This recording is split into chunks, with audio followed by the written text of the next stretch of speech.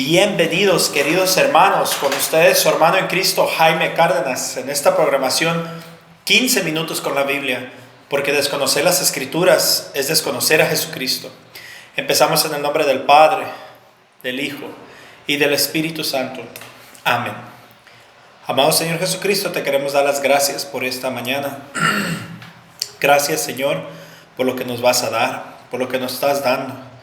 Gracias porque todo lo que sucede es para el bien de los que te aman. Danos entendimiento y sabiduría, discernimiento y prudencia para entender, para poder vivir y aplicar las Sagradas Escrituras. Bendícenos, Señor, en el nombre del Padre, del Hijo y del Espíritu Santo. Amén. Pues bien, queridos hermanos, solamente quería decir una observación que hice ayer. O que hice del video de ayer. Estaba escuchándolo, porque trato de escucharlo para asegurarme que no vaya a decir nada que no es. Y ayer en el video dije que el único que cayó del cielo fue Jesús. Y no fue así. Lo que quise decir es que Jesús fue el que estuvo en el cielo y vino del cielo a la tierra, ya que era Dios, o es Dios, y viene a la tierra a darnos la salvación. Pero incluso Jesús vino de una familia. Entonces, aunque Él estuvo ya en el cielo y después viene y se encarna, y sucede la encarnación, pero incluso hasta Él vino de una familia. Bueno, espero y sí me explica lo que quería aclarar. Y vamos a continuar con Jueces capítulo 20. Entonces todos los de Israel, desde Dan hasta Beerseba y Galad, se reunieron como un solo hombre en Mizpah, delante del Señor. Todos los jefes de las tribus de Israel estaban presentes, y del pueblo de Dios se reunieron 400,000 soldados de a pie.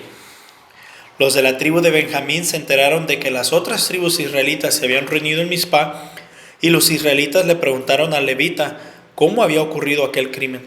El levita, marido de la víctima, les dijo: yo llegué con mi concubina a la ciudad de Gibea, de la tribu de Benjamín, para pasar la noche ahí. Pero esa misma noche los israelitas de la ciudad rodearon la casa en que estábamos alojados con la idea de matarme, y de tal manera abusaron de mi concubina que ella murió. Entonces yo tomé el cadáver y la descuarticé y la mandé a los pedazos por todo el país, para que en todo Israel se enteraran de este crimen tan infame. A ustedes les toca ahora como israelitas opinar y decidir lo que deben hacer. Como un solo hombre, todos se pusieron de pie y dijeron: ninguno de nosotros volverá a su tienda o a su casa. Lo que tenemos que hacer es echar a suertes quién deberá atacar a Gibea. 1 de cada 10 hombres de todas las tribus se encargará de conseguir comida para el ejército. Los demás irán a darle su merecido a Gibea por esta infamia que se ha cometido en Israel. Todos los israelitas se reunieron como un solo hombre para atacar la ciudad. Mandaron mensajeros por todo el territorio de la tribu de Benjamín para decirles: ¿qué crimen es este que han cometido algunos de ustedes? Entréguenos a esos pervertidos que están en Gibea, para matarlos y purificar a Israel de la maldad. Pero los de Benjamín no hicieron caso a sus hermanos israelitas, sino que los benjaminitas de todas las ciudades se juntaron en Gibea para ir a pelear contra los otros israelitas. Los soldados de las ciudades de Benjamín que se alistaron eran 26,000, sin contar 600 hombres escogidos que eran de Gibea. Entre todos estos hombres había 700 zurdos, de manera que también la honda que podía darle con la piedra a un caballo sin fallar nunca. Por su parte, los otros israelitas se reunieron 400,000 guerreros experimentados. Los israelitas fueron a Betel y ahí consultaron a Dios para saber qué tribu debía atacar primero a los de Benjamín. El Señor les respondió que Judá debía ser el primero. Así pues, los israelitas se levantaron temprano y acamparon frente a Gibea. Avanzaron contra los de Benjamín y se colocaron frente a Gibea en orden de batalla. Pero los de Benjamín salieron de la ciudad y aquel día mataron 22,000 israelitas.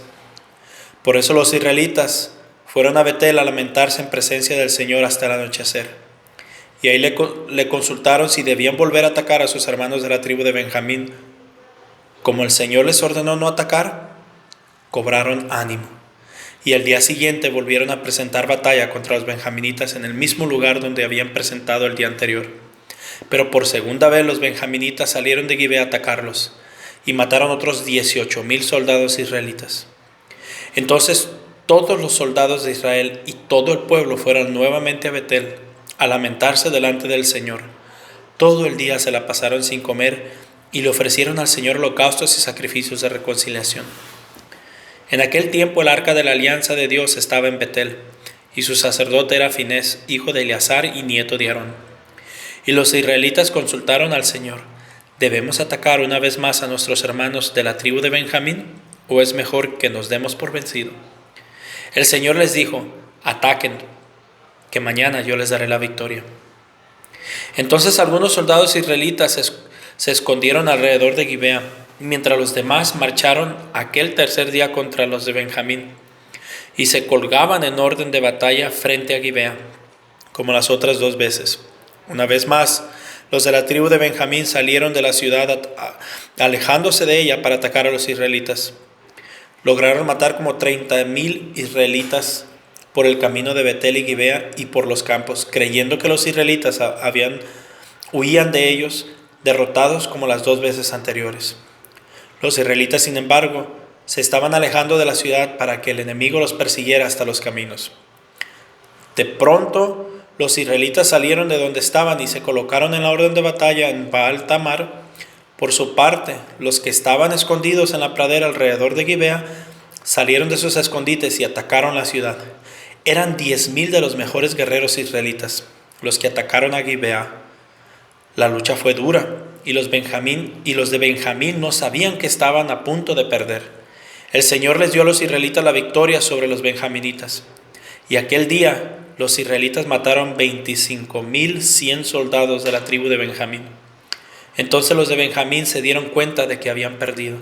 Los israelitas se habían ido retirando antes el ataque de los benjaminitas, porque confiaban en los hombres que estaban escondidos para atacar a Gibea.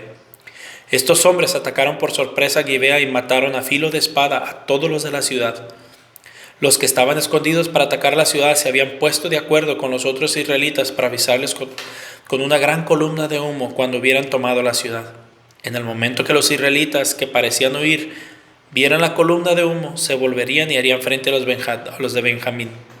Los benjaminitas lograron matar a unos 30 israelitas, con lo cual se confiaron pensando que los habían derrotado, como en el primer día de batalla.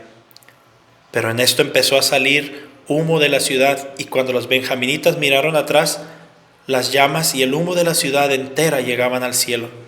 Entonces los israelitas les hicieron frente, y los benjaminitas se acobardaron al darse cuenta del desastre que les venía encima. Salieron huyendo de los israelitas por el camino del desierto, pero no podían escapar, pues los que salían de la ciudad les cortaban el paso y los mataban. Los benjaminitas quedaron rodeados por los israelitas, los cuales les persiguieron y los fueron aplastando desde Menoá hasta el oriente de Gibea. Así murieron 18,000 soldados de la tribu de Benjamín. Los demás se volvieron y salieron huyendo hacia el desierto en dirección a la peña de Rimón. Pero 5,000 de ellos fueron muertos en los caminos. Los israelitas siguieron persiguiéndolos y los destrozaron, matando a 2,000 hombres. En total ese día murieron 25,000 de los mejores soldados de la tribu de Benjamín. Pero 600 benjaminitas se volvieron y huyeron hacia el desierto, y se quedaron 4 meses en la peña de Rimón. Los israelitas atacaron luego a los demás benjaminitas y pasaron a cuchillo a los hombres de cada ciudad, matando animales y todo lo que encontraban a su paso, y quemando las ciudades. Jueces capítulo 21. Los israelitas habían jurado en Mizpá que no dejarían que sus hijas se casaran con ningún benjaminita.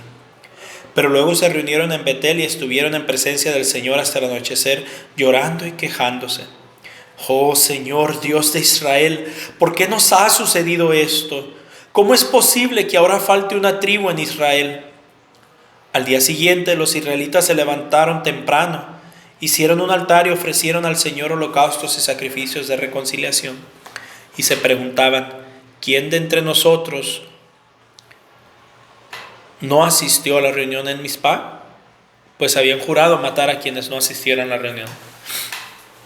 Los israelitas estaban muy tristes por lo que había sucedido a sus hermanos los benjaminitas y decían, en este día ha sido arrancada de Israel una de las tribus. ¿Qué haremos para conseguirles mujeres a los benjaminitas que quedaron vivos? Nosotros hemos jurado por el Señor no permitir que nuestras hijas se casen con ellos. ¿Hay aquí algún israelita que no se haya presentado ante el Señor en Mizpah? Recordaron entonces que de Jabes de Galat nadie había asistido a la reunión, pues al pasar lista no habían respondido nadie de ese lugar. Entonces el pueblo entero envió 12,000 hombres de los mejores soldados con órdenes de matar a filo de espada a todos los de Jabes, incluyendo a los niños y las mujeres que no fueran vírgenes. Entre los que vivían en Jabes se encontraron 400 jóvenes que no habían tenido relaciones sexuales con ningún hombre, y las trajeron al campamento que estaba en Silo, en Canaán. Entonces el pueblo entero mandó buscar a los benjaminitas que estaban en la peña de Rimón y los invitaron a hacer la paz. Los de Benjamín regresaron y los israelitas les dieron las mujeres que habían traído de Jabes, pero no hubo mujeres suficientes para todos ellos. Los israelitas sentían lástima por la tribu de Benjamín, porque el Señor había dejado un vacío en las tribus de Israel. Y los jefes del pueblo se preguntaban, ¿cómo vamos a conseguir mujeres para los demás, si las mujeres benjaminitas fueron exterminadas? Benjamín debe seguir manteniendo el lugar que le corresponde entre nuestras tribus, por medio de los que le han quedado con vida, para que no falte ninguna de las tribus de Israel. Pero nosotros no podemos darles nuestras hijas para que se casen con ellos, porque todos los israelitas hemos jurado no darle nuestras hijas a los benjaminitas, bajo pena de maldición. Sin embargo, cada año hay una gran fiesta del Señor en Silo, que está al norte de Betel, al este del camino que va a Betel a Siquem y al sur de Leboná. Entonces los jefes de Israel les mandaron este mensaje a los benjaminitas: vayan, escóndanse en los viñedos cercanos de Silo y manténganse atentos cuando las muchachas de Silo salgan bailando en grupos. Salgan también ustedes de sus escondites y róbense cada uno una mujer y váyanse a sus tierras. Y si los padres o los hermanos de las muchachas vienen a hacernos alguna reclamación, les diremos, nosotros les rogamos como un favor personal que los perdonen, porque nosotros no pudimos conseguir mujeres para todos ellos en la guerra contra Jabes. Además, como ustedes no se las dieron, realmente no han faltado el juramento. Los benjaminitas aceptaron hacer lo que se les proponía, así que cada uno de ellos robó una muchacha de las que estaban bailando y se la llevó. Luego regresaron a sus tierras y volvieron a construir las ciudades y a vivir en ellas. Los otros israelitas también se fueron y cada uno regresó a su propia tierra, a su tribu y a su clan. En aquella época aún no había rey en Israel, y cada cual hacía lo que le daba la gana. Palabra de Dios. Te alabamos, Señor. Pues, queridos hermanos, para empezar hemos terminado el libro de Jueces. Un libro más. Continuaremos con Ruth mañana. Pero algo que estaba meditando era cómo a veces somos capaces de defender el pecado con tal velocidad que incluso le damos a veces muerte a los que quieren defender a Dios. Por decirlo muerte, podemos ver cuánta gente el día de hoy están en pecados graves como el homosexualismo, lesbianismo, abortos, apoyan líderes coabortistas, apoyan todo lo que es contrario a la ley de Dios. Y cuando salen unos a defender la ley de Dios, los mismos israelitas, en este caso los mismos católicos, son los que vienen y tratan de callar, de censurar, por lo tanto de matar al que busca defender la ley de Dios, al que busca denunciar el pecado. Ojo, una cosa es denunciar el pecado y otra cosa es juzgar al pecador. Y ahora, con ese falso respeto que existe el día de hoy, hay muchos católicos que juzgan, ellos sí juzgan, al decir que están juzgando los que están proclamando la palabra de Dios y están corrigiendo al que está en pecado mortal. Los que sabemos de la doctrina de la iglesia sabemos que corregir al que no sabe es una obra de misericordia. Enseñar al que no sabe es una obra de misericordia. Pero el católico que no está formado inmediatamente dice, es que no debemos de juzgar. Y cuando nosotros hablamos y decimos, mira, conviértanse, arrepiéntanse del pecado del aborto, de la homosexualidad, porque se pueden ir al infierno, llegan los católicos mal formados, los que no conocen la doctrina, y ellos son los mismos que defienden el pecado y le dicen al católico, cállate, es que tú no debes de juzgar, nadie puede decir quién se va a ir al cielo, nadie puede decir quién se va a ir al infierno, tú estás mandando al infierno a la gente. Mentiras. Una cosa es decir que si la gente muere en pecado mortal puede ir al infierno, y otra cosa es decir, fulano se va al infierno. Cierto está, nadie podemos decir, nadie en este planeta puede decir quién está en el infierno y quién no. Ni siquiera Hitler ni Judas podríamos decir que está en el infierno. Eso solo Dios lo sabe. Nosotros no podemos juzgar el estado final del alma, pero sí podemos juzgar las acciones de las personas. En este caso, ellos tuvieron que juzgar, se reunieron para juzgar qué iban a hacer con tal pecado. Y juzgaron que era justo llegar y decirles, entréguenos los que cometieron este pecado porque tienen que pagar. Ellos tuvieron que juzgar. El juicio es necesario. El juicio es necesario. Tenemos que juzgar las acciones, qué está bien y qué está mal. Es incluso indispensable. Pero jamás podemos juzgar el estado del alma de la persona. Yo nunca puedo decir fulano se fue al infierno. Nadie nos puede decir quién y quién no se va al infierno. Pero sí tenemos que juzgar las acciones. Y aquí lo que me da tristeza es que son los mismos católicos que intentan censurar a aquellos que están predicando la palabra de Dios. Aquellos que están diciendo, hermanos, por ahí no es, está mal, esto es pecado mortal, esto te puede condenar el alma. Y vienen los católicos y, no, es que tú no debes de juzgar. Qué pobres estamos cuando escucho eso, me da tanto dolor. Así como ellos dolieron por el pecado que los benjaminitas cometieron. Busquemos, hermanos, busquemos, aunque el pecado mate a nuestros hermanos católicos que se han alejado de la fe, que se han ido a otras sectas, han matado su alma de alguna manera, se han prostituido en otras sectas, se han prostituido en otras ideologías como la nueva era, la brujería, la santería y todo esto.